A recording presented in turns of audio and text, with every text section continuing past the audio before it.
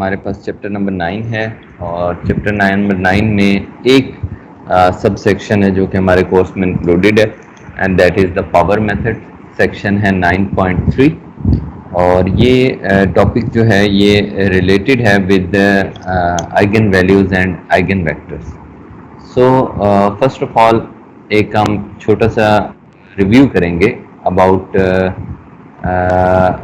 Eigen values and eigen vectors के वो eigen values and eigen vectors होते क्या हैं एंड देन फिर हम देखेंगे कि पावर मेथड जो है वो अप्लाई कैसे होता है। तो कोई भी जो मैथमेटिक्स में टॉपिक है वो सिर्फ मैथमेटिक्स में उसकी ब्यूटी नज़र नहीं आती अनटिल एंड अनलेस कि उसकी एप्लीकेशन के इंजीनियरिंग में आपको नज़र ना आ रही हो। तो मैथमेटिक्स में हम बहुत ब्रॉडर लेवल पे चीज़ें डिफ़ाइन करते हैं और फिर हर पर्टिकुलर ब्रांच ऑफ इंजीनियरिंग या साइंस में उसकी एक एप्लीकेशन जो है वो एग्जिस्ट कर रही होती है। ऐसे ही ये टॉपिक भी है eigen values and eigen vectors. Mathematics में एक बड़ा ही एब्स्ट्रैक्ट किस्म का कंसेप्ट है बट इंजीनियरिंग में वेरी इंपॉर्टेंट और बहुत ही अप्लाइड किस्म का टॉपिक है।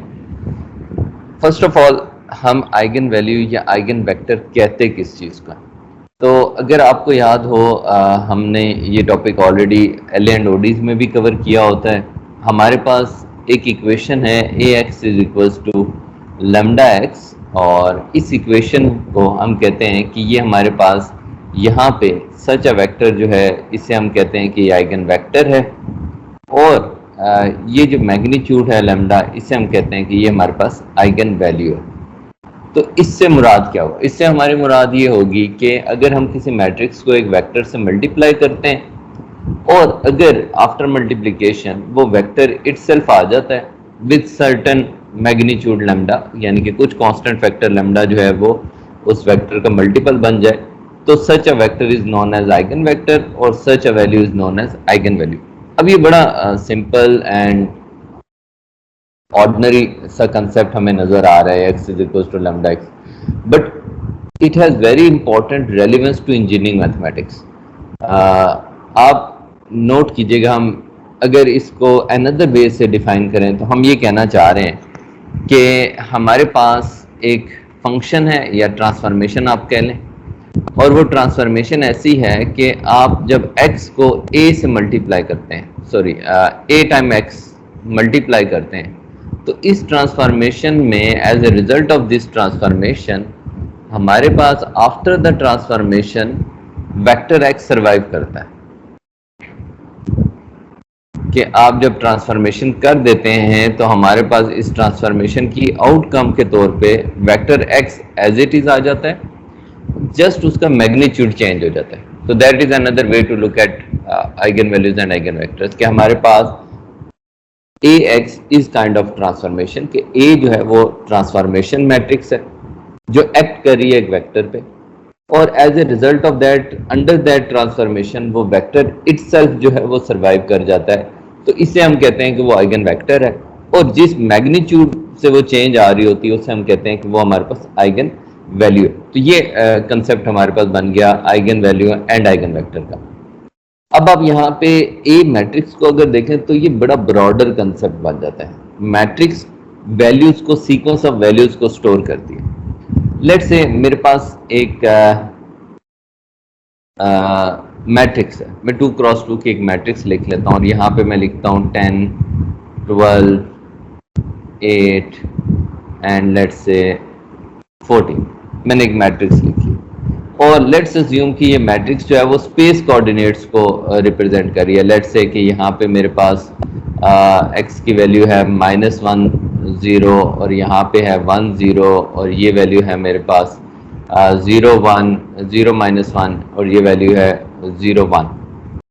तो आप देखें ये बेसिकली स्पेस में 4 कोऑर्डिनेट्स हैं जिन पे मैंने कुछ वैल्यू स्टोर कर ली है। एक -1 0 है, एक 0 1 है, एक 0 1 एंड 0 -1। तो इन 4 कोऑर्डिनेट्स पे मेरे पास लेट से मैं कहता हूँ फोर्स की वैल्यू है और फोर्स जो है उसकी वैल्यू हमारे पास है -1 0 पे 10, यहाँ पे है 12 न्यूटन, लेट से 10 न्यूटन 12 न्यूटन इस पॉइंट पे एक्ट कर रही है 14 न्यूटन एंड इस पॉइंट पे एक्ट कर रही है 8 Newton.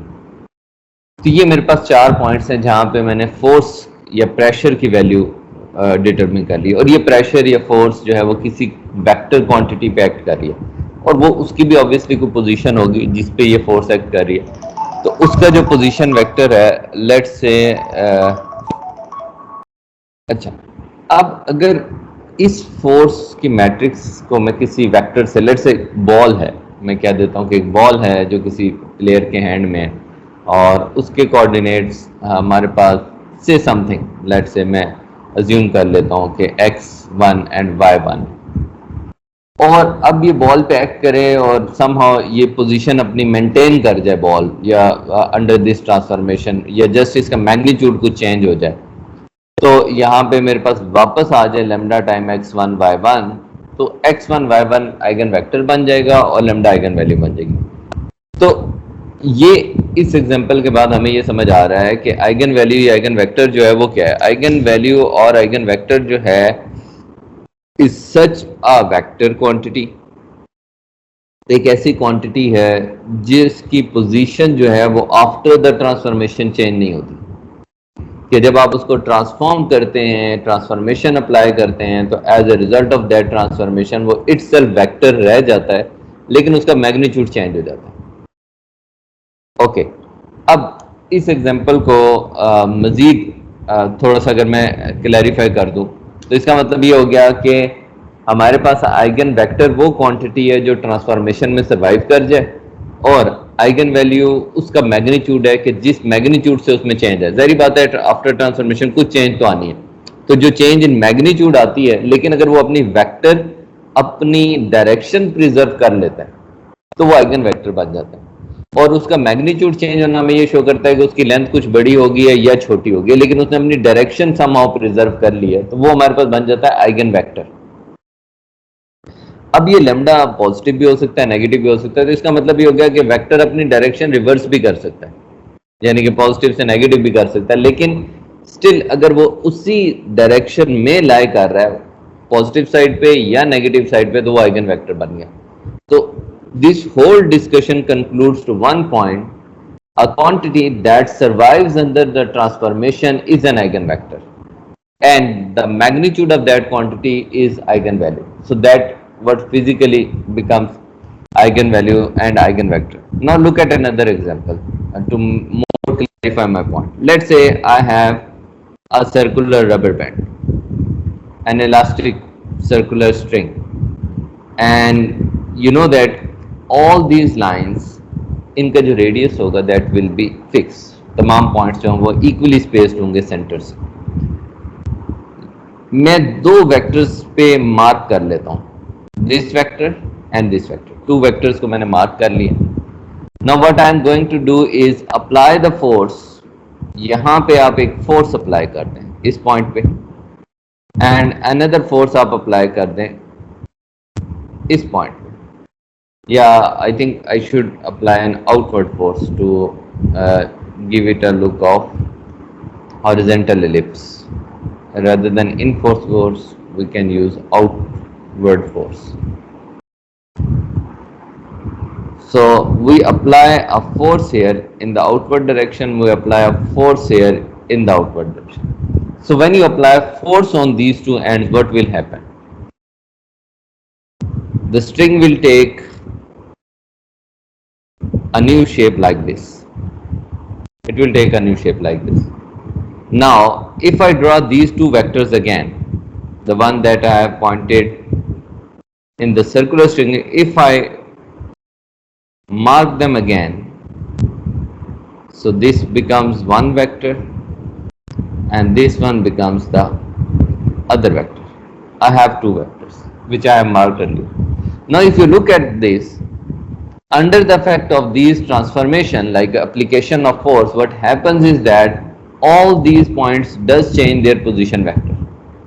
They do change their position vector. They do deform and take new positions. But if we look at these two vectors, the first one and second one, these two vectors, they keep their position. इन दो vectors की position change नहीं हो रही है, लेकिन इनका magnitude क्या हो रहा है, चेंज हो रहा है। नाउ इसका मतलब ये हो गया कि under the effect of these force transformation, these two vectors maintain their direction, So these are the eigenvectors.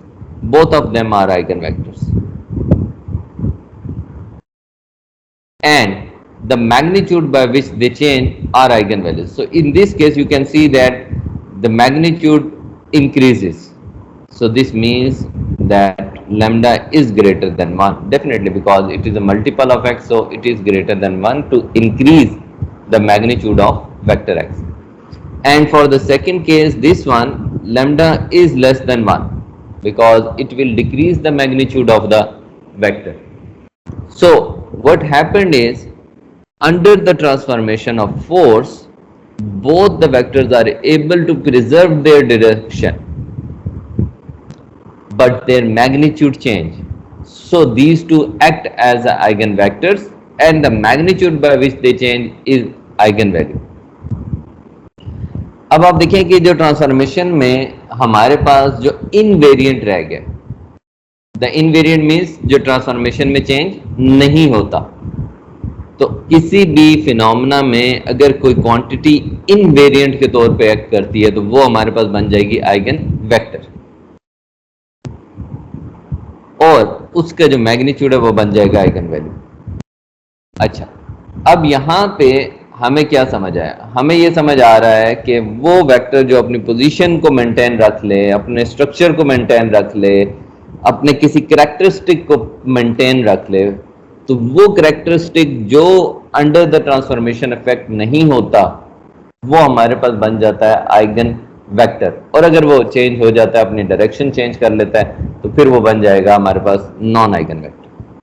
अब आप एक और इंटरेस्टिंग चीज नोट कीजिएगा कि ये दोनों न सिर्फ आइगन वेक्टर बन गए हैं, बल्कि अगर मैं इस सिस्टम का सोल्यूशन देखूं तो ये है, यानी कि आप इस सिस्टम पे फोर्स अप्लाई करें, as a result of that ये सिस्टम ट्रांसफॉर्म होके जिस नए सिस्टम में कन्वर्ट हो रहा है वो ये है। और ये जो ट्रांसफॉर्मेशन है that produces a new shape, a new solution to this system. यानी कि आप एक सिस्टम ऑफ इक्वेशन बना लें फोर्स का इस स्ट्रिंग पे, जब उसको सॉल्व करेंगे तो ये सॉल्यूशन आएगा कि जी स्ट्रिंग की नई शेप ही होगी। अब इसका मतलब ये हो गया कि मेरे पास ये सॉल्यूशन स्पेस है, this is our solution space. This whole solution space can be generated as, let's say कि अगर मैं r पोजीशन वेक्टर ले लेता हूं, let's r is the position vector, position vector of points in ellipse. हमारे पास नया position vector जो है वो r है एलिप्टिक शेप में, तो फिर हम r को लिख सकते हैं c1, लेट्स से मैं दो वेक्टर ले लेता हूं, इसको आप कह दें v1 और दूसरे वेक्टर को आप कह दें यहाँ पे v2, these are to vector.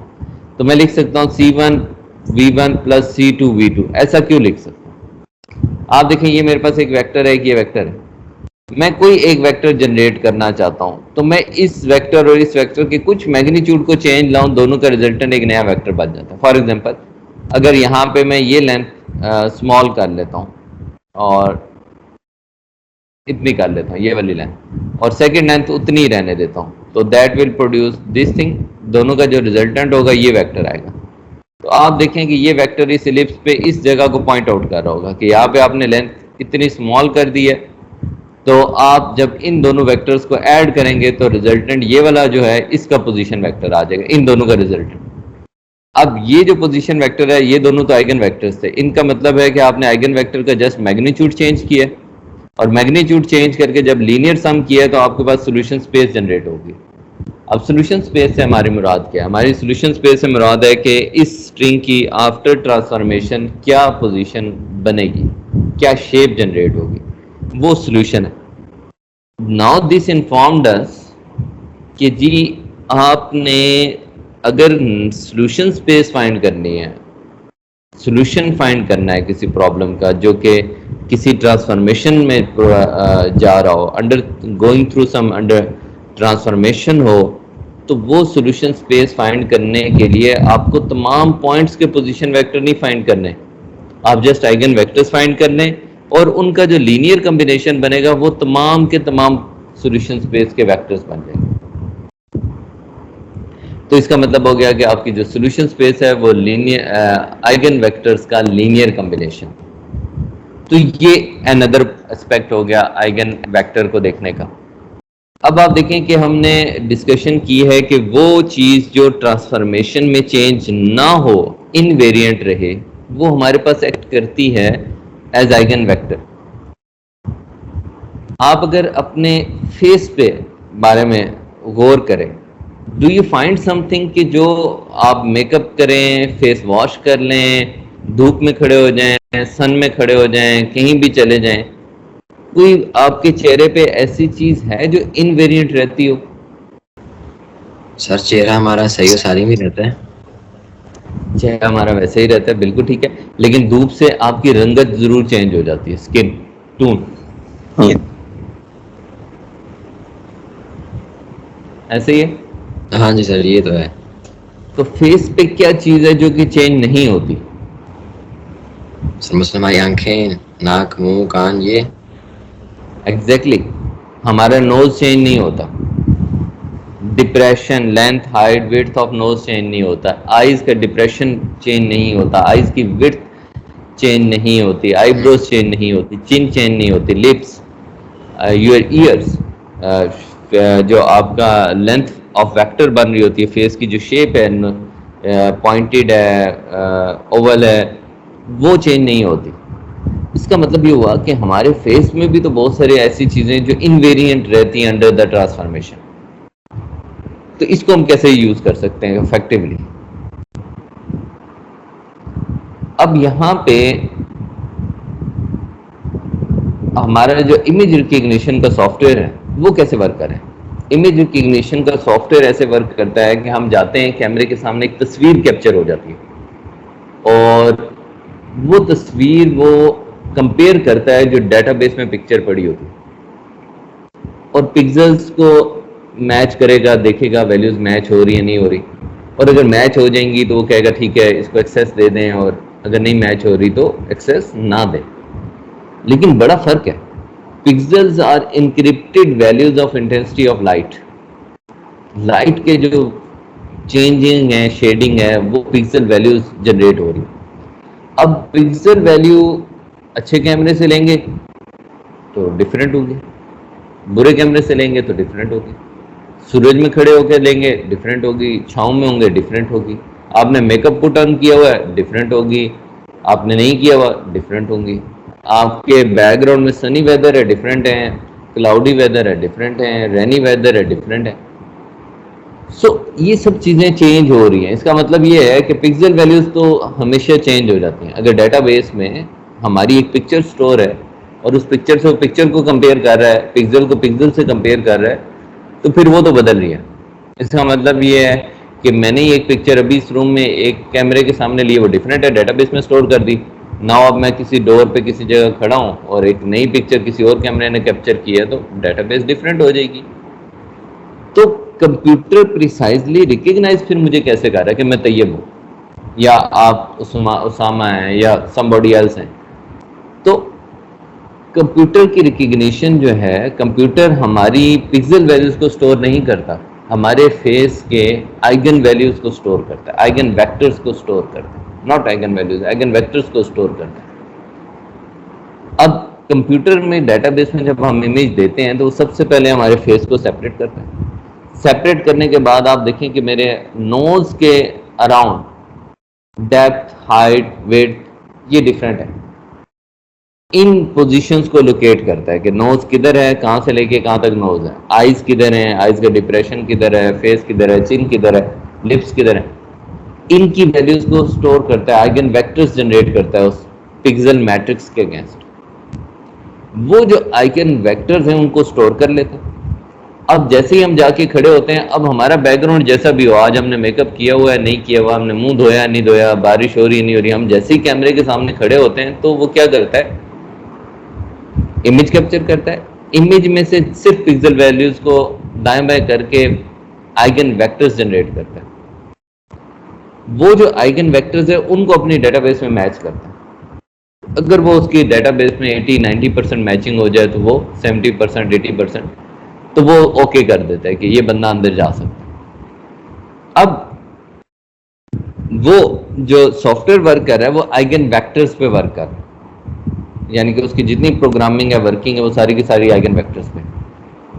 अच्छा, रिसेंटली अभी ये हुआ कि कुछ दिन पहले भाई कहीं रात को गुजरे हैं और G6 के पास सिग्नल से कश्मीर हाईवे पे, और घर में चलान आ गया after certain days, like may be 15-20 दिन बाद एक चलान घर पे डिलीवर हो गया कि जी आपने सिग्नल वायलेशन की।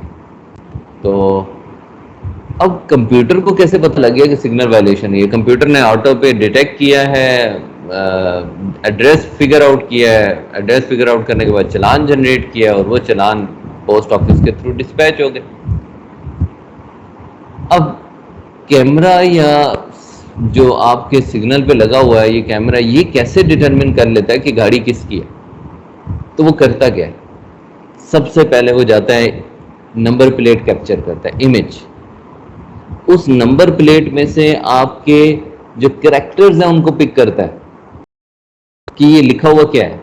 अब इमेज से तो नहीं पता चलता कि ABCD क्या नंबर है, वहां से वो कैरेक्टर लेते हैं, उन कैरेक्टर्स को पिक करके इंग्लिश में कन्वर्ट करता है कि आइगन वेक्टर्स जनरेट करता है उसके, उन आइगन वेक्टर्स से कैरेक्टर जनरेट करता है, वो कैरेक्टर को इंग्लिश में कंपेयर करता है, फिर अपनी डेटाबेस में सर्च करता है कि अच्छा ये नेम प्लेट किसके नाम रजिस्टर है, फिर उस बंदे का एड्रेस क्या है, फिर एक चलान जनरेट करता है।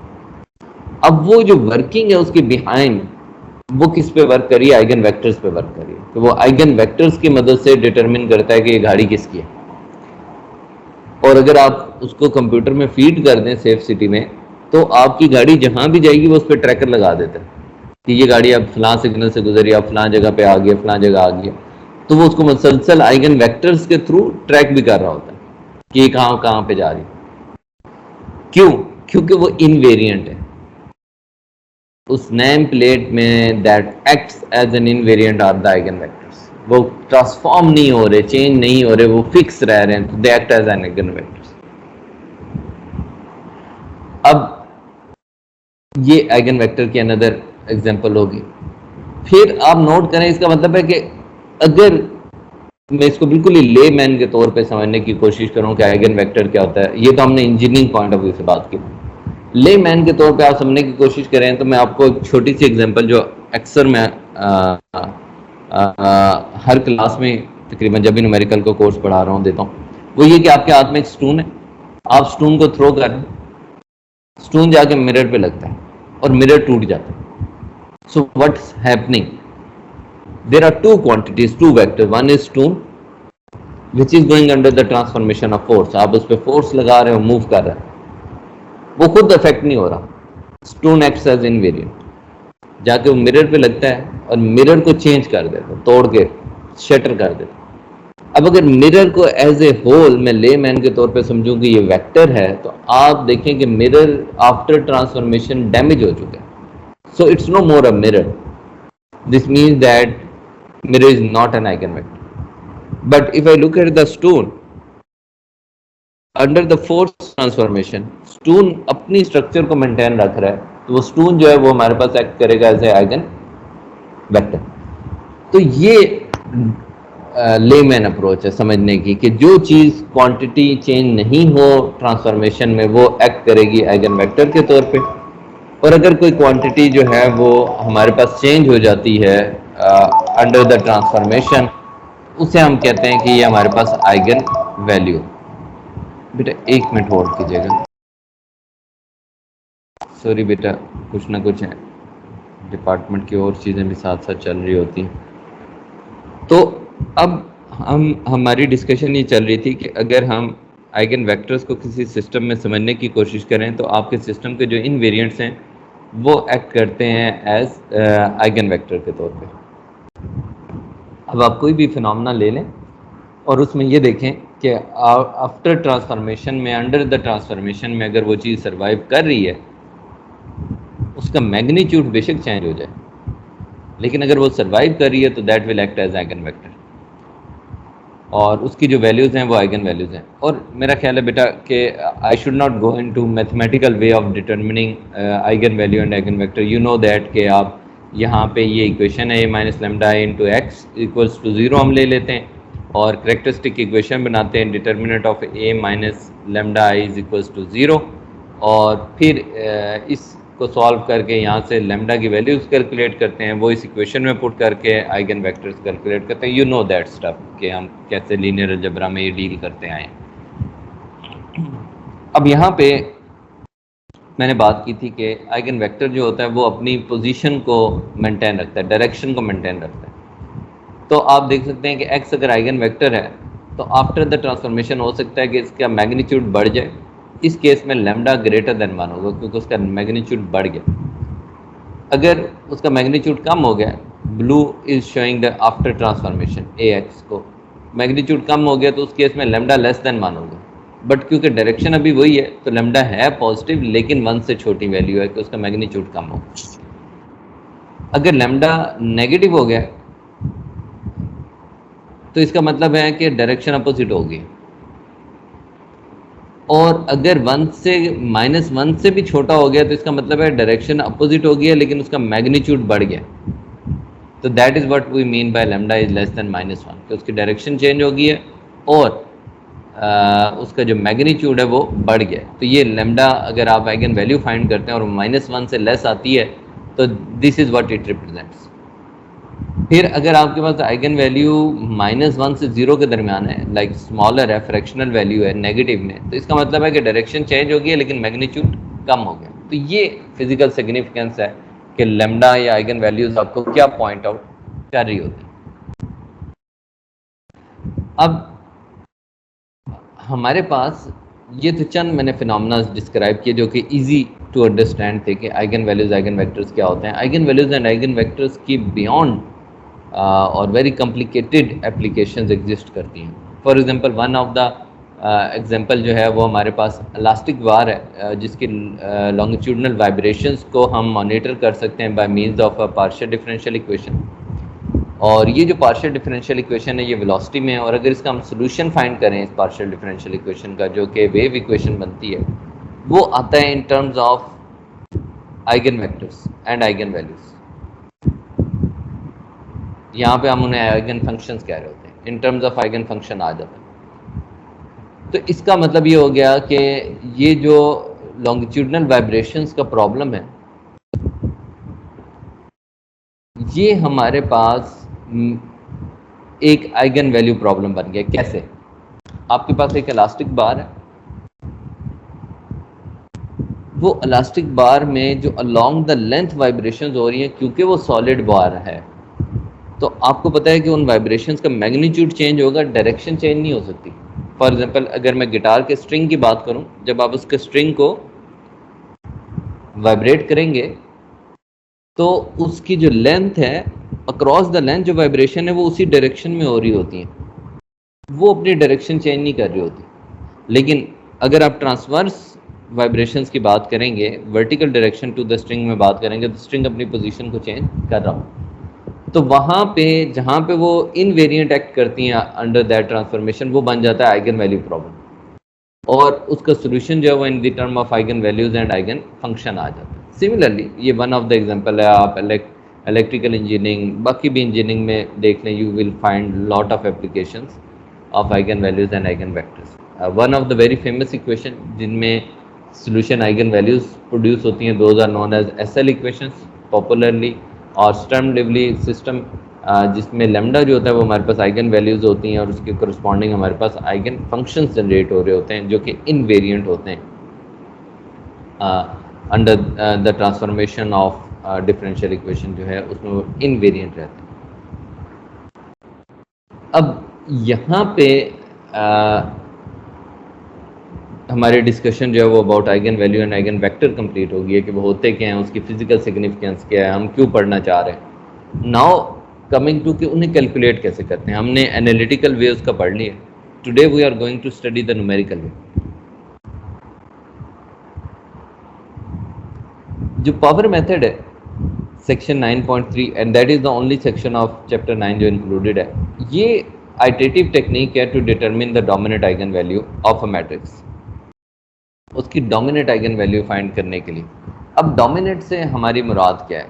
अगर आपके पास किसी भी मैट्रिक्स के करस्पॉन्डिंग लैम्डा 1 से लेके लैम्डा n तक वैल्यूज हैं आइगन वैल्यूज, तो इन सब में जो सबसे बड़ी वैल्यू है द लार्जेस्ट अमंग ऑल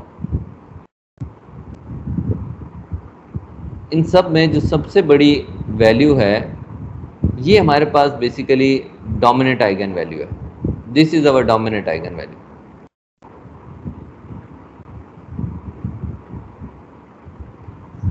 और इसके करस्पॉन्डिंग जो वेक्टर है, इस लैम्डा 1 के करस्पॉन्डिंग हमारे पास वेक्टर है v1, v2, v3. ऑब्वियसली हम वेक्टर्स को तो नहीं कंपेयर कर रहे कि वो बड़े हैं या छोटे. तो इनमें जो लॉन्गेस्ट मैग्नीट्यूड को करस्पॉन्ड करने वाला वेक्टर है that is dominant eigen vector. Dominant eigen vector. तो पावर मेथड हमें हेल्प करता है to calculate lambda 1 and v1.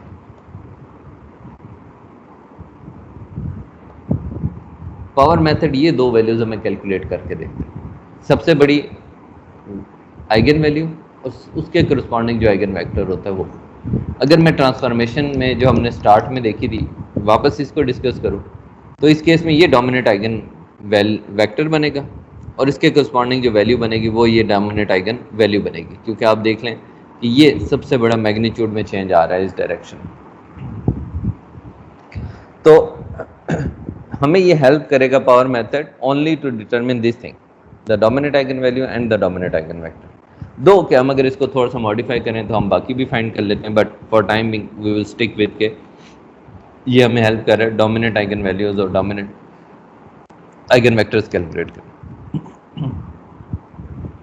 अब ये कैलकुलेट कर कैसे रहा है, पावर मेथड वर्क कैसे कर रहा है, इसके पीछे एक मैथमेटिक्स की एक्सटेंसिव प्रूफ इन्वॉल्व है जो कि यहाँ पे मैं डिस्कस नहीं करने जा रहा. लेकिन थोड़ा सा एक रफ सा आपको आइडिया देता हूँ कि वर्किंग हो कैसे रही, कि मैं आइगन वेक्टर फाइंड कैसे कर सकता हूँ. ये मेरे पास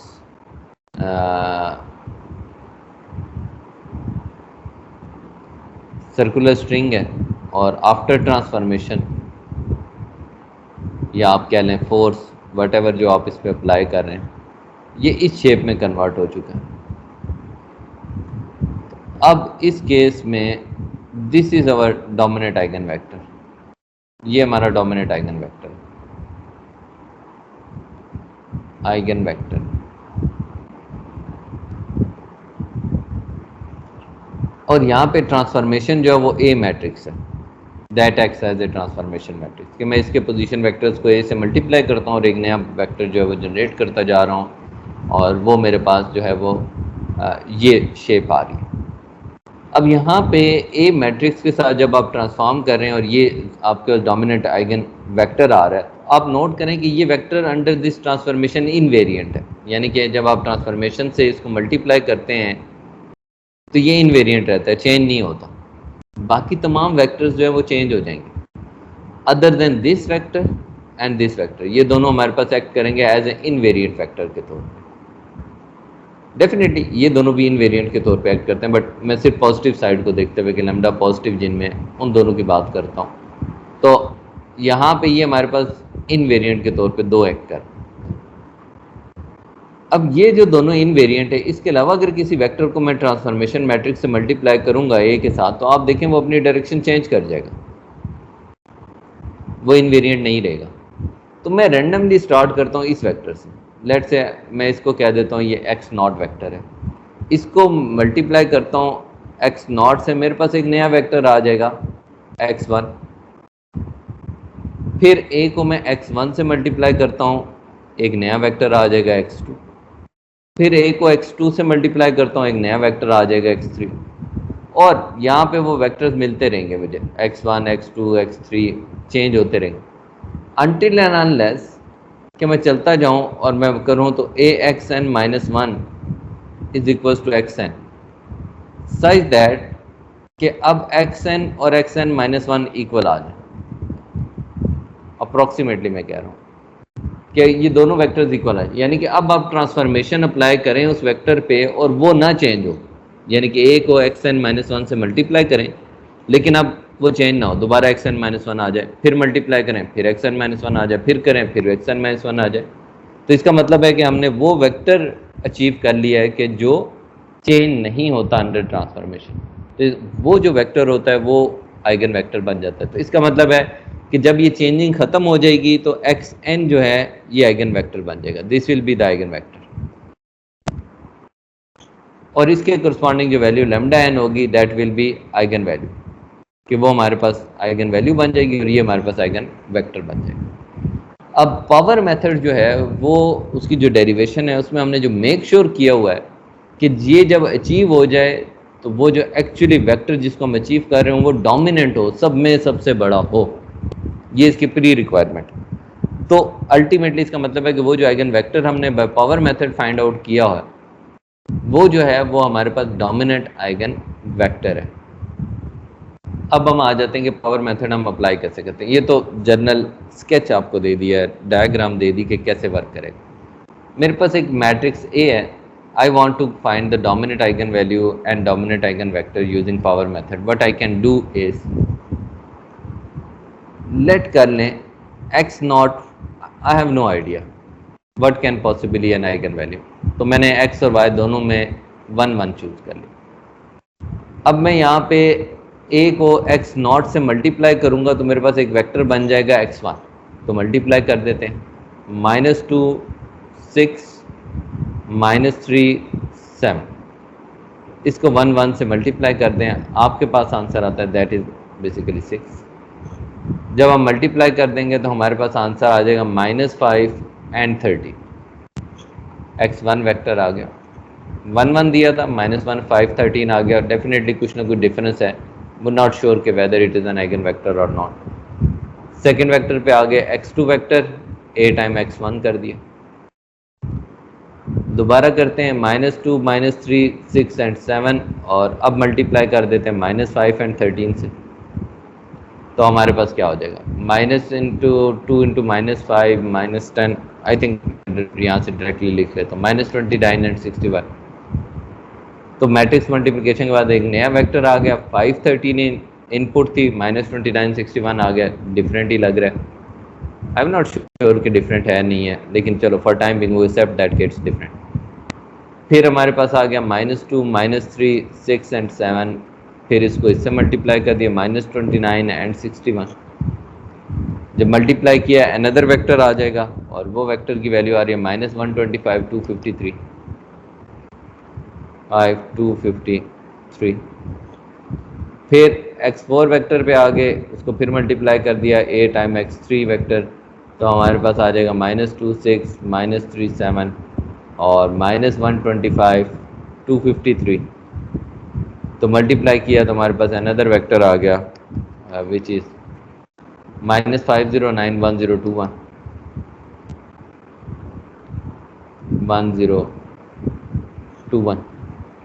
फिर x5 वेक्टर कर दिया हमारे पास, वो आ जाएगा a times x4 vector is equals to -2 -3 6 and 7 और इसको जब मल्टीप्लाई किया -549 1021 से, तो हमारे पास आ गया -2045 4093 -2045 4093।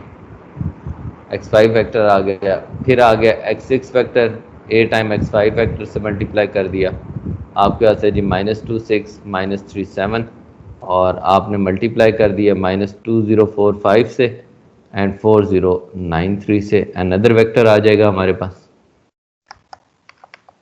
and that vector is -818916 -818916 तो हम देख रहे हैं कि जो वेक्टर आउटकम पे आ रहे हैं वो तो सारे के सारे डिफरेंट आ रहे हैं। आई am not sure whether it is an eigen value और आइगन वेक्टर और नॉट, और whether it is an dominant eigen vector और नॉट। तो कैसे डिटरमिन कर सकते हैं कि वो आइगन डोमिनेंट बन रहा है या नहीं बन रहा? तो यहाँ पे पावर मेथड अपना रोल प्ले करता है कि वो मेक श्योर कैसे करता है कि हम सिर्फ डोमिनेंट को ही अप्रोच करें, कि जब आपने x2 और x1 फाइंड कर लिया तो यहाँ पे हम x0 और x1 के लिए λ1 फाइंड करेंगे and λ1 is the dominant eigen value at 0th iteration. ये हमारे पास है norm of x1 infinity divided by norm of x0 vector infinity norm. तो जब आप करेंगे तो आपके पास आ जाएगा x1 का इंफिनिटी नॉर्म आपके पास आ रहा है 13 और एक्स नॉट का इन्फिनिटी नॉर्म आ रहा है 1, तो आंसर आ गया 13. So we not sure. फिर फर्स्ट आइट्रेशन पे आप दोबारा करेंगे तो आपके पास हो जाएगा norm of x2 infinity norm divided by norm of x1 infinity norm. तो जब आप करेंगे तो आपके पास आंसर आ जाएगा 61 डिवाइडेड बाय 13. तो जब आप 61 डिवाइडेड बाय 13 करेंगे तो आपके पास आ जाएगा 4.6923. 6923. बेटा आपको आवाज आ रही है? जी सर. Yes sir. जी सर. Yes sir. ओके, क्योंकि यहाँ पे इलेक्ट्रिसिटी चली गई थी तो आई वाज नॉट श्योर कि आवाज आ रही है नहीं. ओके, अब आ जाएंगे लैम्डा 1 सेकेंड आइट्रेशन पे. जब हम करेंगे तो we have x3 infinity norm और divided by x2 infinity norm. तो अब आप देखें हमारे पास हो जाएगा जब हम नॉर्म लेंगे x3 का इन्फिनिटी, वेयर इज x3? 253. और x2 का इन्फिनिटी नॉर्म हमारे पास है 61. तो आंसर आ रहा है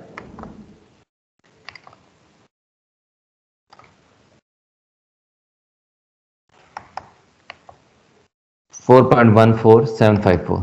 4.14754. तो अब देखें कुछ रिपीटेशन ऑफ आइगन वैल्यू होने लगी है. 4.6, 4.14. सो 4 is getting repeated. Third iteration पे आ जाए lambda 1 3 x4 infinity norm divided bye x3 infinity norm. तो x4 का जो इन्फिनिटी नॉर्म है वो हमारे पास आ रहा है what is the x4 infinity norm? 1021 divided by 253. तो इसका आंसर हमारे पास आ रहा है that comes out to be 4.03557. 03557. और लास्ट हमारे पास आ रहा है लैम्डा 1 4. तो ये आपके पास आ जाएगा x5 infinity norm divided bye x4 infinity norm. तो हमारे पास आ जाएगा 4093 डिवाइडेड बाय 1021 और आंसर आ रहा है 4.00881. 00881. अब आप देखें बेटा हमें रेपिटेशन ऑफ वैल्यूज नजर आने लगी. 4, 4.0, 4.0 तो 2 डेसिमल तक रेपिटेशन हो रही है. फिफ्थ आइट्रेशन पे जब हम कैलकुलेट करेंगे तो x6 infinity non divided by x5 infinity non. तो हमारे पास आ जाएगा 16381 डिवाइडेड बाय 4093. जब आप करेंगे तो आपका आंसर आ जाएगा 4.00200. 00200. तो ये आपके पास इन्फिनिटी लैम्डा 15 आ गया. अब यहाँ पे आप देखें तो हमें 3 डेसिमल रिपीटिशन नजर आ रही है 4 0 एंड 0 4 0 एंड 0 4 0. तो दिस मीन्स दैट कि अगर मैं एरर फाइंड करूँ lambda 15 minus lambda 14 divided by lambda 15 और इसकी डेफिनेटली हमें एब्सोल्यूट वैल्यूज जो हैं वो कंसीडर कर लेनी चाहिए. तो वो हमारे पास आ जाएगी that will be less than 10 raise to power -3. I am sure कि इतना आ जाना चाहिए. तो इसका मतलब है कि 3 डेसिमल एक्यूरेट आपके पास वैल्यू आ गई लैम्डा 1 की. तो this becomes our dominant eigen value. तो ये जो आपके पास repeated up to 3 decimal point तक ये एक्यूरेट है. तो पावर मेथड से हमें डोमिनेंट आइगन वैल्यू मिल गई. जब ये मिल गई तो डोमिनेंट आइगन वेक्टर क्या बनेगा? इसी के कोरिस्पॉन्डिंग V1 जो है लैम्डा 15 यानी कि ये जो लास्ट वेक्टर है ये डोमिनेंट आइगन वेक्टर है. लेकिन ये बनेगा कैसे कि V1 वेक्टर जो है that will be equals to कि आप x6 वेक्टर को नॉर्मलाइज कर दें. x6 वेक्टर को अपने ही मैग्नीट्यूड के साथ डिवाइड कर दें तो आपके पास V1 बन जाएगा. सॉरी मैंने V1 कुछ गलत लिख दिया.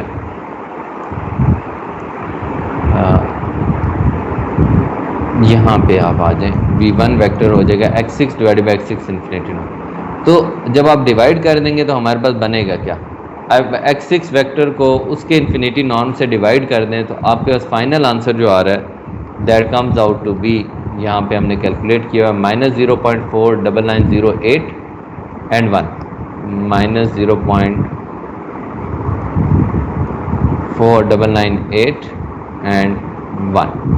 ये आपके पास आइगन वेक्टर आ गया. So this is our dominant eigen vector. Dominant eigen vector. और ये कैलकुलेट हुआ कैसे है?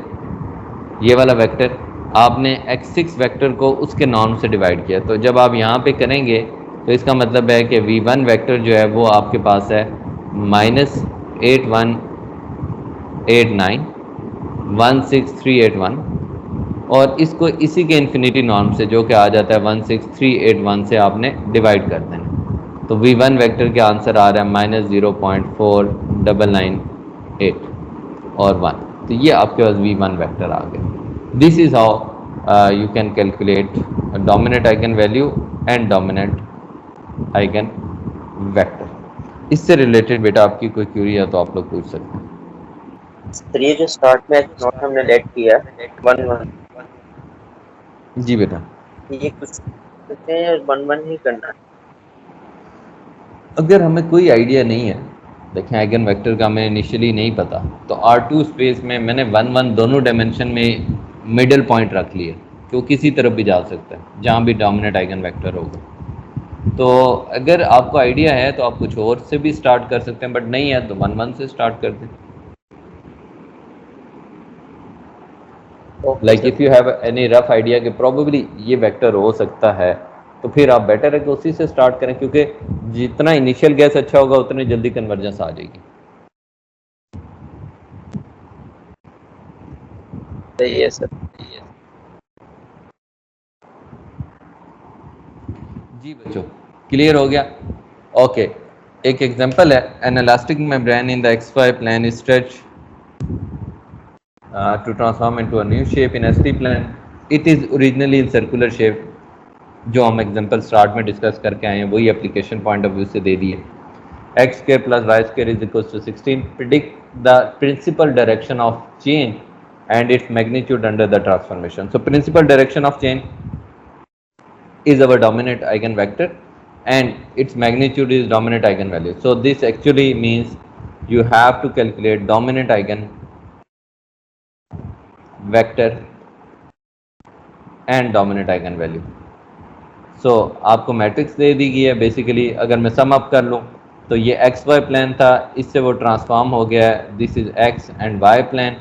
यहाँ से वो ट्रांसफॉर्म हो गया है S एंड T प्लेन में, और आपसे ये कहा जा रहा है कि आप डोमिनेंट डायरेक्शन ऑफ चेंज बता दें, that is actually dominant eigen vector and dominant eigen value. तो ये हमने इसमें फाइंड करनी है। We can apply power method, और यहाँ पे जो एक्यूरेसी की रिक्वायरमेंट है वो है 10⁻⁻3। तो यहाँ पे बेटा हमारा ये वाला जो पार्ट है वो कंप्लीट हो गया। So let's start with the next section of our lecture which is from differential equations. तो हम अभी उसको 1 मिनट में स्टार्ट करते हैं। Okay, sorry for the disturbance बेटा, एक्चुअली इट्स वेरी हॉट, तो पानी लेने के लिए मुझे जाना पड़ा।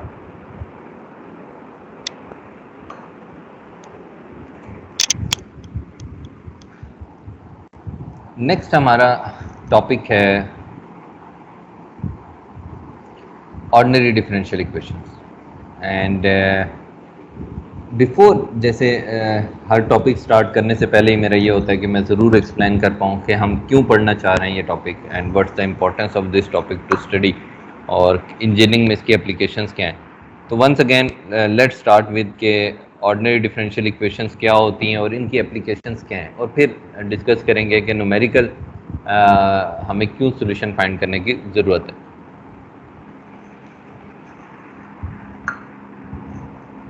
ऑर्डिनरी डिफरेंशियल इक्वेशंस या पार्शियल डिफरेंशियल इक्वेशंस बड़ा ही इम्पॉर्टेंट रोल प्ले कर रही हैं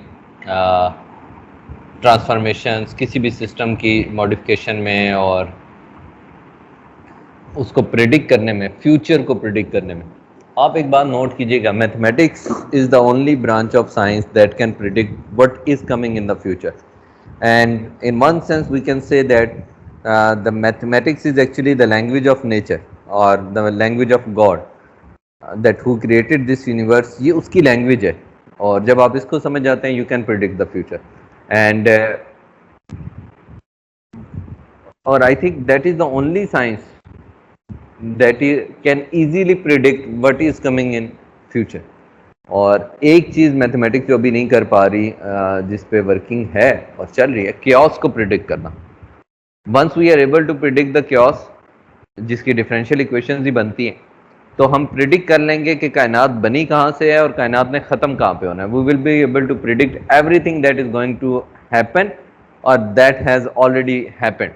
सो but still it's not very easy to do that. Very complex equations है, उनको सॉल्व करना is not an easy task. तो हमारे पास सबसे पहले हमें ये अंडरस्टैंड करना जरूरी है कि हम डिफरेंशियल इक्वेशन किसको कहते हैं. So any equation which contains derivative is a differential equation. आपके पास कोई भी ऐसी इक्वेशन जो डेरिवेटिव्स को कंटेन करती है वो डिफरेंशियल इक्वेशन है. For example d u by d x plus cos of x is equal to 0. So it is an equation which contain a derivative of u with respect to x, so it is a differential equation. Or maybe I can say partial u by partial x plus partial v by partial y is equals to 0. That is another differential equation because it contains the derivative of u and v. What is the difference between OD and PD? Because we are going to start with ODs and then we will later on we will discuss about PD. So OD is a differential equation. Obviously it is an equation which contains the derivative. OD is, it has only one independent variable. Only one independent variable. I will explain it कि one independent variable से one independent variable हमारी क्या मुराद है. For example, I have du by dx plus cos of x is equals to 0 is an ordinary differential equation. So x is independent variable.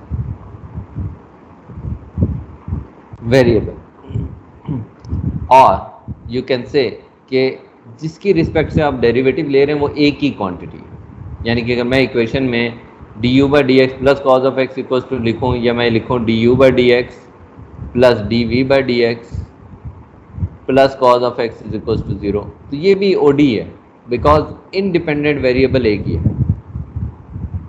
तो अगर आप देखें तो डेरिवेटिव u का भी है, डेरिवेटिव v का भी है, लेकिन इंडिपेंडेंट जिसकी रिस्पेक्ट से डेरिवेटिव है वो क्वांटिटी एक ही है. तो such equations are known as ordinary differential equation. और पार्शियल डिफरेंशियल इक्वेशन हम किसको कहते हैं? PD. A differential equation which has more than one independent variable. It has more than one independent variable. One independent variable. Such equation is partial differential equation. For example, partial u by partial x plus partial u by partial y is equals to 0. So it is a partial differential equation. यहाँ पे x की respect से derivative है और y की respect से है. सो independent variables आपके पास एक से ज़्यादा हैं. और similarly we can write down as partial u by partial x plus partial v by partial y plus partial w by partial z is equals to 0. That is another PD because we have three independent variables. So if a differential equation has the derivative with respect to a single variable only, then it becomes an ordinary differential equation. If it has the derivatives involved with the more than one variable, then it has becomes a PD. Now, the PD classification of ODs and PDs is about number of independent variables. I'm not talking about dependent variables. Like here we have U act as a dependent variable and V act as dependent variable. Here we have only U acting as dependent variable. Here we have three dependent variables.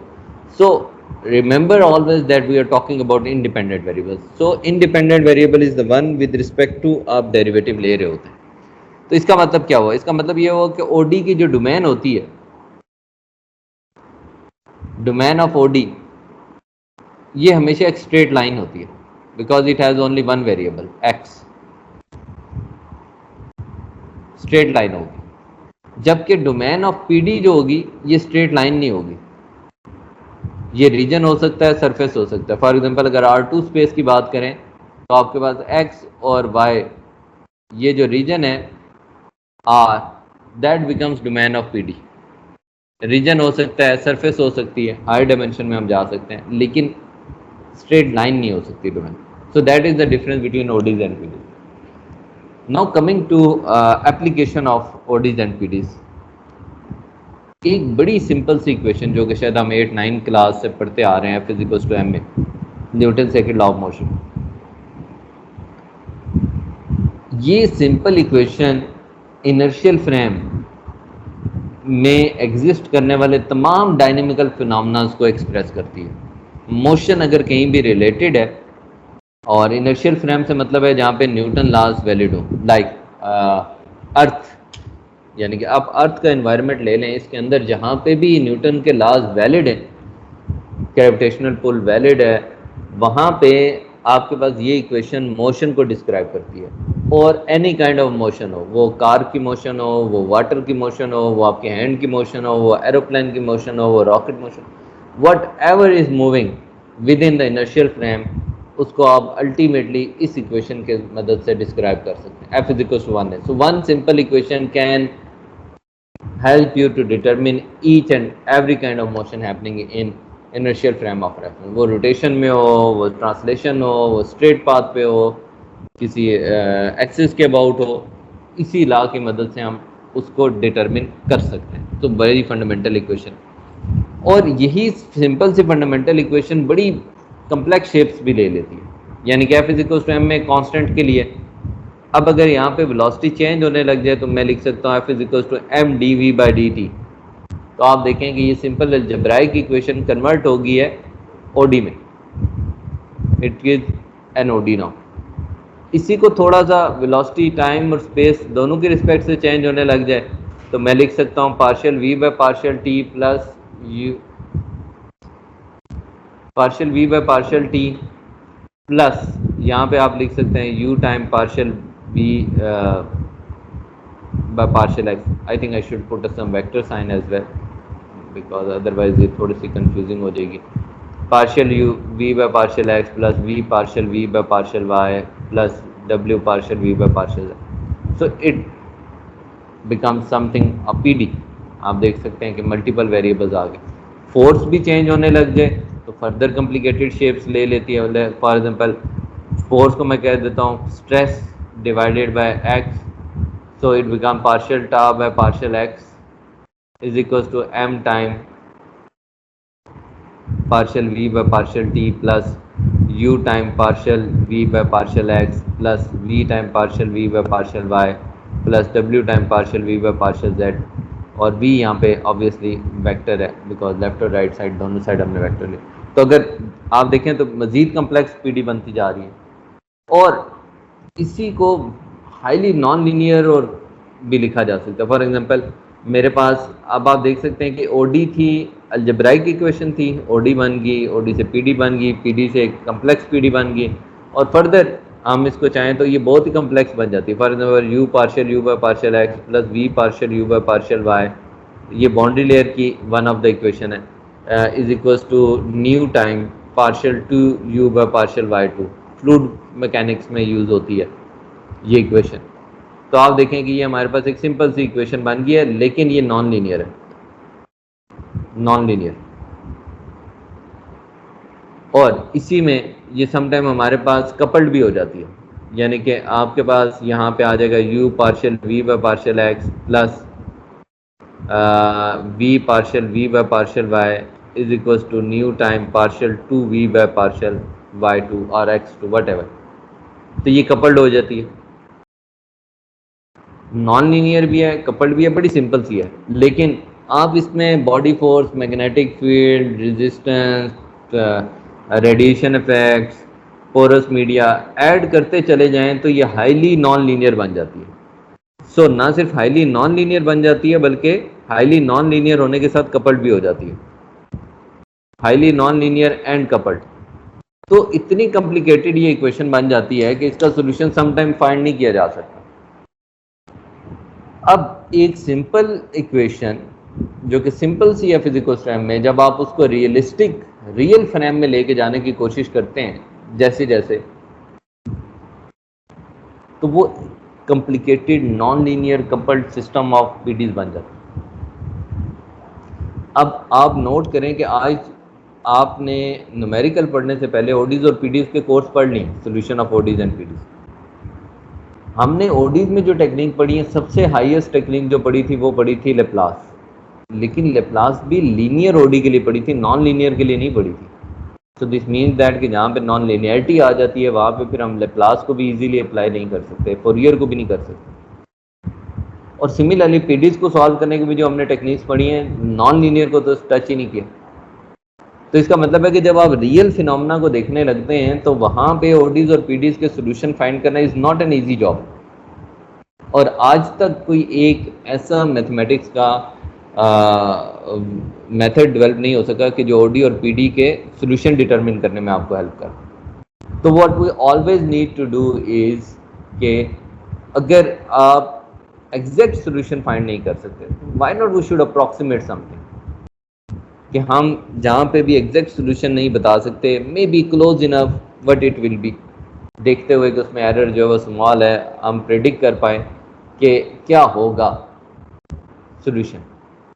तो यहाँ पे आके आपकी जो classical mathematics है वो fail हो जाती है कि जब ये हाईली नॉन लीनियर फिनोमेनस बन जाते हैं और ये coupled system of ODEs and PDEs बन जाती है, तो फिर हम इसको सॉल्व नहीं कर पा रहे होते। That becomes very challenging for us. Now at that very moment फिर हम कर लेते हैं हीट इक्वेशन। अच्छा सॉरी, क्वेश्चन मिक्स कर दिया मैंने, कि फिर हम न्यूमेरिकल सॉल्यूशन की तरफ आ जाते हैं कि जब एनालिटिक टेक्निक्स हमारी वर्क करना छोड़ जाती हैं, from there on we take the numerical approach. और यही वजह है कि आप देखें न्यूमेरिकल में हमने तमाम के तमाम मैथमेटिक्स के जो टॉपिक्स कवर किए थे ऑलमोस्ट रिविजिट कर दिए, बिकॉज सम वे और द अदर कहीं पे आपका क्लासिकल मैथमेटिक्स जो है वो रुक जाता है, स्टॉप कर जाता है। वो need to come up with some computational mathematics की मदद से हमें सॉल्व करने पड़ते हैं प्रॉब्लम। जैसे मैंने पहले कहा कि ओडीज एंड पीडीज किसी एक फिनोमेना से लिंक नहीं है, they are almost into every branch of science, even into the biology, into chemistry, into physics, into mathematics, into engineering, into electrical, mechanical, mechatronics, you name it, they are there. Ultimately you have to deal with OD and PD somewhere in your field. So even if we look at the heat equation that used for cooling and all these things, so we usually have something like partial T by partial X, T is the temperature, V partial T by partial Y is equals to K time partial 2T by partial Y2, something like this, one of the heat equation that appears in fluid mechanics. Similarly we have for concentration, like you added some kind of solid particles or salt or something to the fluid or nanoparticles to the fluid. So in that case it becomes something U partial C by partial X plus V partial C by partial Y is equals to some parameter time partial 2C by partial Y2. So that is the concentration equation. The continuity equation, lot of, I think you can name hundreds and thousands of the example where you have to ODs and PDs, they are appearing. So generally I can say that any phenomena which involves rate of change, which is changing, which has the continuous change, ultimately can be expressed in the form of differential equation, whether it's OD or PD. कोई भी phenomena जहाँ पे change आ रही है और continuous change आ रही है, उसको अल्टीमेटली आप डिफरेंशियल इक्वेशन में मॉडल कर सकते हैं। For example corona virus growth continuously increase हो रही है, बैक्टीरिया ग्रोथ आप पीडी एंड ओडी से मॉडल कर सकते हैं। इन्फेक्शियस मॉडल हैं मैथमेटिक्स के जो डील करते हैं इनको कि ग्रोथ क्या होगी, पॉपुलेशन ग्रोथ, सेंसिस में आप डील कर सकते हैं ओडीज एंड पीडीज के साथ। ये जो आपकी स्टॉक मार्केट्स परफॉर्मेंसेज हैं इनको लिंक कर सकते हैं ओडीज एंड पीडीज के सोल्यूशन के साथ। ग्रोथ ऑफ अ ट्री इसको लिंक कर सकते हैं आप। Like any field of science, कहीं भी आप ultimately you will find ODEs and PDEs there, और वो कॉम्प्लिकेटेड भी हैं, नॉन लीनियर भी हैं, वेरी रिगरसली सॉल्व करने की रिक्वायरमेंट्स हैं उनकी। तो हमें कुछ टेक्निक्स डेवलप करने की ज़रूरत है कि how we can solve OD और पीडी।